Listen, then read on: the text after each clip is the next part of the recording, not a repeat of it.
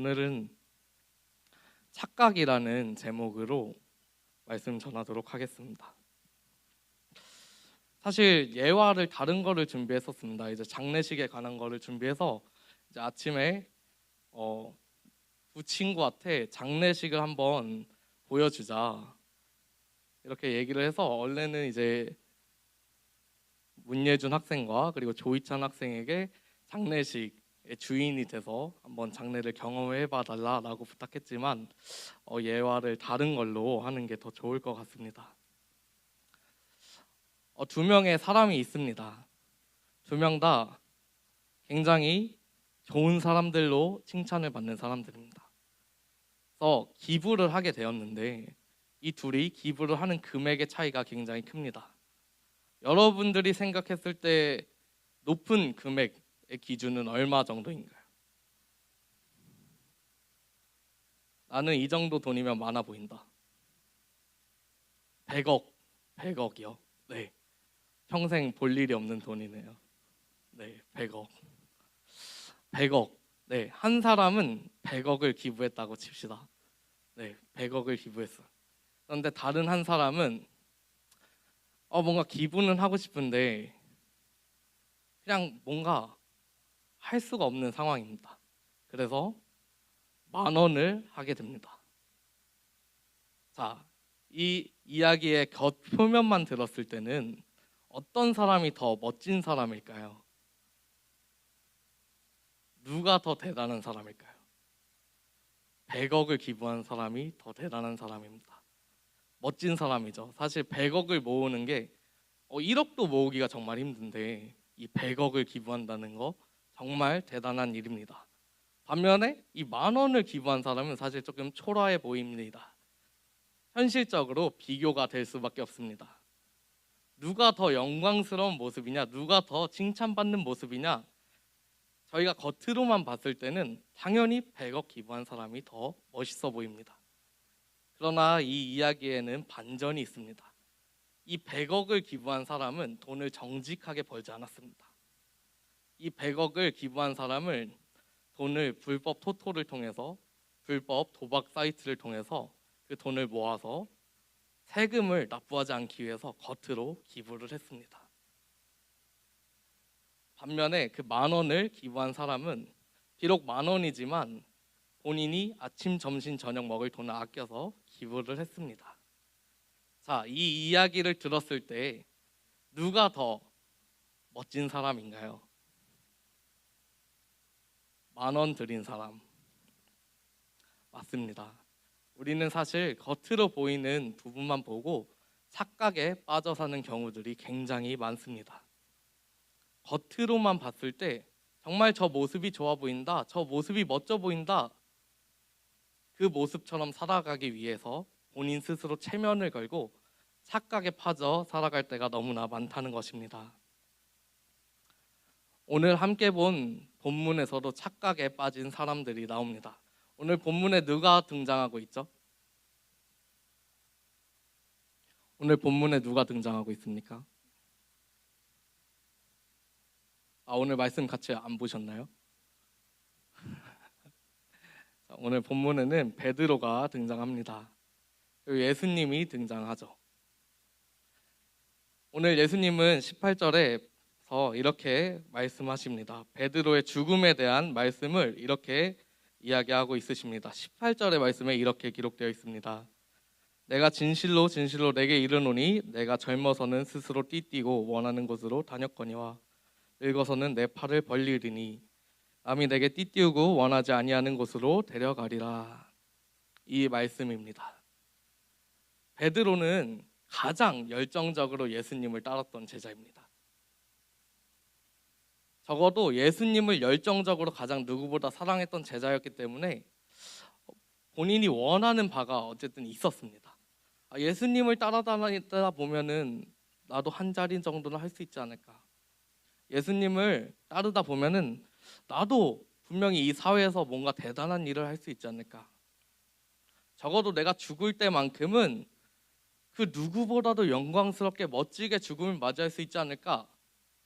그러한 착각에 빠져 있었습니다. 그런데 오늘 예수님의 대답은 심상치 않다는 거예요.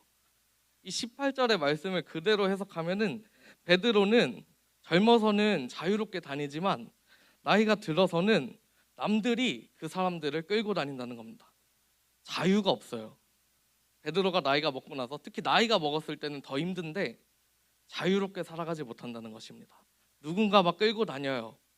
그리고 결국에는 교회 전승에 따르면 베드로는 마지막에 십자가에 거꾸로 못 박혀 죽게 됩니다.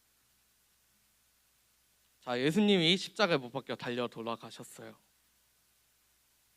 이 십자가형이 얼마나 잔인한 거냐면 사람을 고정을 시켜놔요. 그리고 피를 다 빼버립니다. 피가 빠질 때까지 사람이 숨이 안 끊어져요. 우리 여기 새끼손가락 살짝만 다쳐도 정말 아픕니다. 근데 사람이 피가 계속 쏟아지는 게 보이는 거예요. 아, 내 몸에서 물이 빠져나가고 피가 빠져나가는 게. 그래서 사람이 죽을 때까지 그냥 걸어놓는 겁니다. 근데 거꾸로 껴놓으면 장기랑 다 쏟아져 내리는 거예요. 너무 끔찍합니다. 사실 너무 말이 안 돼요. 왜죠? 예수님을 이렇게 사랑하면서 따라갔는데, 그 누구보다도 열정적으로 예수님을 따랐는데 베드로는 이렇게 끝이 납니다. 너무 보잘것없이 끝나요. 죄인으로서 생을 마감합니다. 나라의 반역자로서 생을 마감합니다. 이게 예수님을 가장 열정적으로 따랐던 베드로라는 제자의 최후입니다. 베드로가 여기서 살짝 놀랐습니다. 예수님, 그러면은 예수님을 가장 사랑했던 저 제자 요한은 어떻게 됩니까? 이렇게 물어봐요. 베드로는 살짝 고민했습니다. 아, 내가 이렇게 죽는다고? 그러면은 저 요한은, 예수님이 그렇게 사랑하던 저 요한은 어떻게 될까? 요한에 대해서 예수님은 어떻게 말씀하시죠?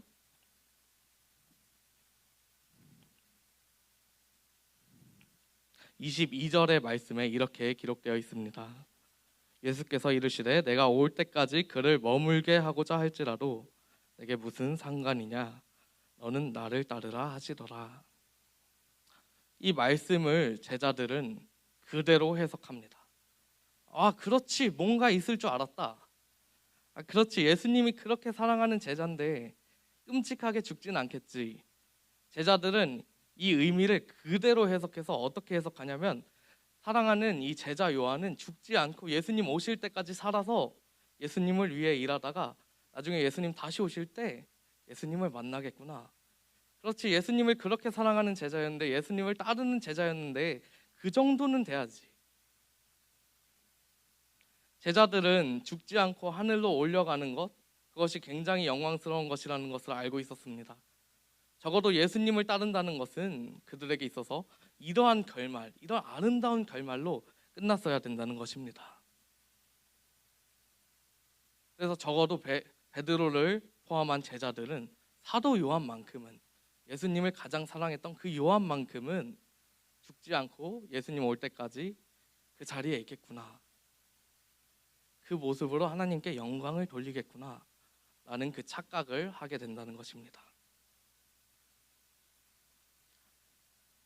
그런데 사실 이 기록을 쓴 저자 요한, 사도 요한은 지금 상황을 누구보다도 잘 알고 있는 사람입니다. 많은 제자들이 먼저 떠났습니다. 자신의 형제 야고보가 핍박받다가 죽었습니다. 베드로가 죽었습니다.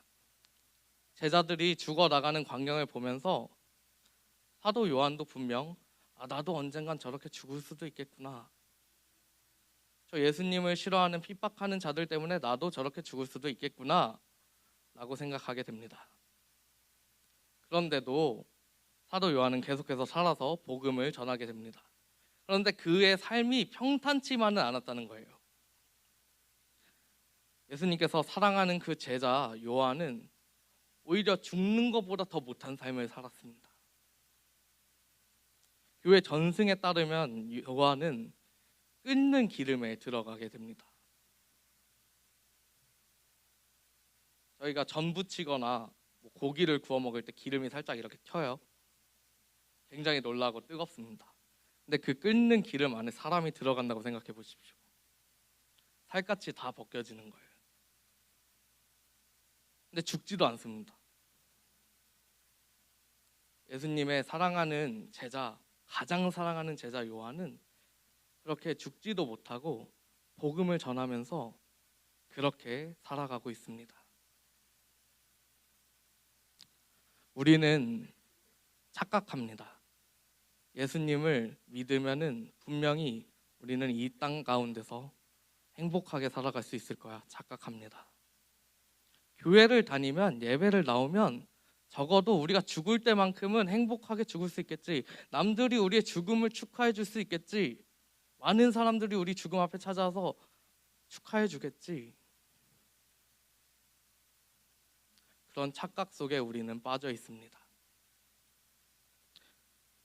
이런 착각은 오늘 예수님께서 바로 깨트려 버리십니다. 예수님이 2번 반복하는 단어가 나옵니다. 그 단어는 바로 나를 따르라 라는 것입니다. 우리 착각 속에 빠져 있는 우리 삶 가운데 예수님이 이렇게 말씀하십니다. 너 그렇게 살지 마. 너 그렇게 할 필요 없어. 너 그렇게 나한테 영광 돌릴 필요 없어. 그냥 나를 따라오면 돼 라고 그렇게 정답을 말씀해 주고 있으십니다. 그렇다면 예수님을 따라가는 것, 예수님께서 나를 따라오라고 하셨잖아요. 이 예수님을 따라가는 것 어떤 것입니까? 예수님을 따라가는 건 어떤 걸까요? 주일날 예배 빼고 학원 갑니다. 목사님, 제가 공부해서 나중에 좋은 대학교 가서 성공해서 그때 예배 드릴게요. 그때 하나님 이름으로 영광 돌려드리면 되잖아요. 목사님, 제가 좀만 자면은 체력이 완전 회복돼서 다음엔 더 잘해서 더 큰 영광 돌려드릴 수 있을 것 같아요. 오늘 예배는 빼도 되죠? 우린 너무 큰 착각 속에 빠져 있습니다. 근데 예수님은 말씀하셨어요. 그런 거 다 필요 없어. 다 필요 없어. 그냥 나를 따라와. 오늘 말씀에서는 예수님께서 이렇게 말씀하십니다. 착각 속에 빠져 있는 그 제자들에게 너네 어떻게 죽고 너네가 어떻게 살아가고 그런 게 중요한 게 아니라 그냥 나를 따라와 라고 말씀하고 있으십니다. 근데 예수님을 따라가는 것 자체가 너무 어려워요. 너무 힘들어요. 예수님 어떤 삶을 사셨습니까? 여러분들이 생각할 때 예수님의 삶은 완벽한 삶이었어요? 좋은 삶이었습니까? 행복한 삶이었습니까? 예수님은 고난이란 고난은 다 받으셨어요. 근데 너무하신 거 아니에요? 그 십자가에 못 박히는 그 고통을 저희 보고 따라오라고요? 저희 그거 못해요. 예수님, 저희 다른 방법으로 하나님 앞에 영광 돌려드릴게요. 내가 유명 인사 돼서, 내가 연예인 돼서 그 소감 말하면서 하나님 이름 얘기하면 되잖아요. 내가 좀 잘 돼서 하나님 얘기하면 되잖아요. 아니요. 그때 하기에는 너무 늦습니다. 여러분들이 착각에 빠지는 순간 그 착각의 늪에서 여러분들은 나오지 못합니다. 나 정도면 잘하고 있지. 나 정도면 하나님 앞에 영광 돌리는 삶을 살고 있지. 나 정도면 하나님께서 알아주시겠지. 그런 착각 속에 살고 있는 거예요. 너무 귀합니다. 이 주일 아침에 나오는 것 자체가 너무 귀합니다. 이 시간은 더 자야 되는데. 전날 새벽 4시까지 학원 가는 친구들도 있어요. 그러고 예배 나옵니다. 대단해요. 대부분 성적도 어느 정도 잘 나오는 친구들도 많습니다. 예배 드리면서도요. 그런데 어느 순간부터 우리는 착각해요. 하나님 이 정도면 됐잖아요. 아니 우리가 이 정도로 예수님 열정적으로 따랐으면, 이 정도로 예수님 사랑했으면 우리의 끝은 아름다워야 되잖아요. 우리를 책임져 줘야 하잖아요. 어느 순간부터 우리의 기도 제목이 변합니다. 하나님 이거 해주세요. 저거 해주세요. 저거 안 해주시면 저 교회 안 나가요.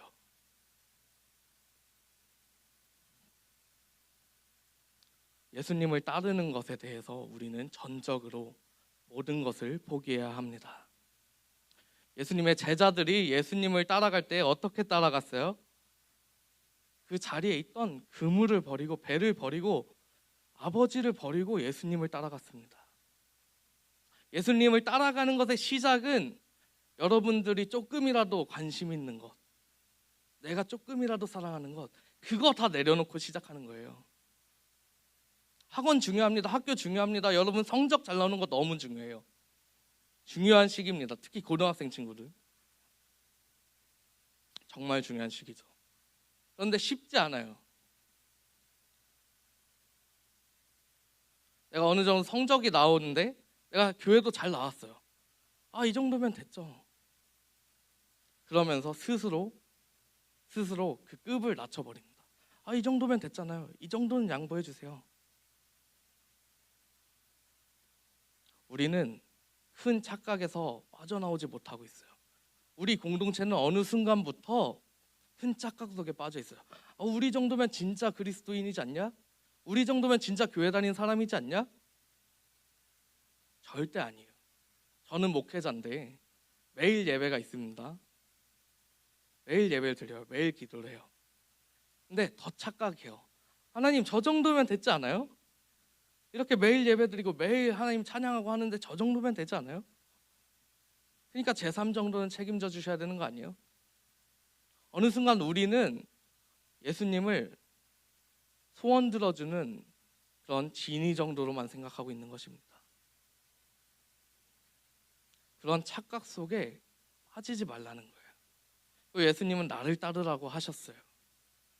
여러분들이 조금이라도 사랑하는 것, 그것을 버리고 예수님 따라갈 수 있습니까? 예수님을 가장 사랑할 수 있습니까? 우리 선생님들 회사 포기하고 하나님만을 바라볼 수 있습니까? 한 달 월급 포기하고 하나님만 바라볼 수 있겠냐고요.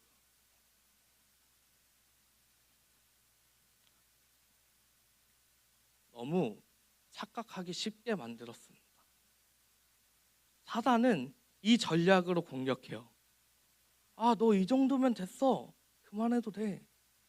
너 이 정도면 열정적으로 예수님 따라갔잖아. 너는 예수님의 가장 사랑하는 제자였잖아. 그런데 그들의 끝을 보세요. 그 제자들의 끝은 너무 끔찍해요. 그게 예수님을 따라가는 삶이라니까요. 여러분들 이제 결단하셔야 된다는 겁니다. 단지 매주 이 자리에 나오는 거 소용없어요. 이 예배 자리에 앉아있는 거, 생각 없이 앉아있는 거 소용없다는 것입니다. 필요 없어요. 의미 없습니다. 그러한 착각 속에 빠지지 마셨으면 좋겠습니다. 우리의 삶을 주관하시는 하나님께서는 우리가 예수님을 따라가길 바라십니다. 그 길을 따라가길 바라십니다. 근데 생각해보면 좀 너무하신 것 같아요. 십자가에 못 박히는 그 고통을 사랑하는 자녀한테 따라오라고 하세요. 옆구리에 창 찔리는 그 고통을 예수님께서 따라오라고 하세요. 예수님이 주신 정답은 너무나 어렵습니다. 그럼에도 불구하고 이 사랑하는 제자들에게 예수님은 나를 따르라, 그리고 사랑하는 여러분에게 나를 따르라 라고 지금 이 시간도 말씀하고 있으십니다. 그렇다면 여러분은 정말 결단하셔야 합니다. 어떻게 할지. 내가 이 반복되는 지루한 신앙생활을 계속 할 거냐, 그냥 겉으로만 그리스도인인 척하면서 그렇게 살아갈 거냐, 아니면 진짜 예수님을 따라갈 거냐. 사랑하는 여러분, 예수님을 따라가는 것 정말 어렵습니다. 주님만 따라가는 것은 너무나 어렵습니다. 여러분들이 예수님을 따라가려는 그 순간에 여러분들 손에 못이 박힐 겁니다. 여러분들 옆구리에 창이 찔릴 겁니다. 여기저기서 여러분들 무너뜨리려고 공격이 시작될 거예요. 그 누군가는 무너지고 쓰러지고를 반복할 겁니다. 매일매일 힘들 겁니다. 이 나를 따르라라는 말을 듣고 그 말대로 여러분들이 살아가는 순간 여러분들의 삶은 너무 슬퍼질 겁니다. 여러분 곁에 아무도 남지 않을 겁니다. 그럼 지금처럼 편하게 착각하면서 사십시오. 아무 고통 없이. 하나님, 제가 좋은 대학교 가서 영광 돌려드릴게요. 제가 성적 잘 나와서 반에서 1등해서 하나님 앞에 영광 한번 돌려드려 볼게요. 그 착각 속에 그냥 영원히 빠져 계십시오. 그 결과는 장담 못합니다. 분명 하나님 나라 갔을 때 하나님은 여러분들 모른다고 하실 거예요. 하나님 저 매주 교회 왔잖아요. 하나님 저 매주 예배 드렸잖아요. 눈 감고 있었는데 그래도 예배 드리긴 했잖아요. 아니요, 안 통해요. 하나님 단칼에 말씀하세요. 너 진짜 누군지 몰라.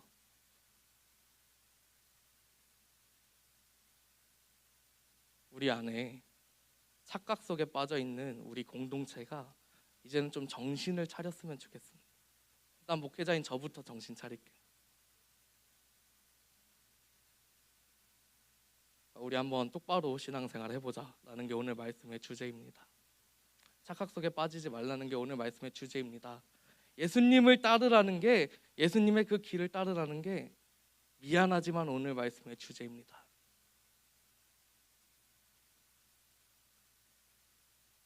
우리가 함께 예수님을 따라갈 수 있는 그 결단을 할 수 있는 우리 공동체가 되기를 간절히 소망합니다.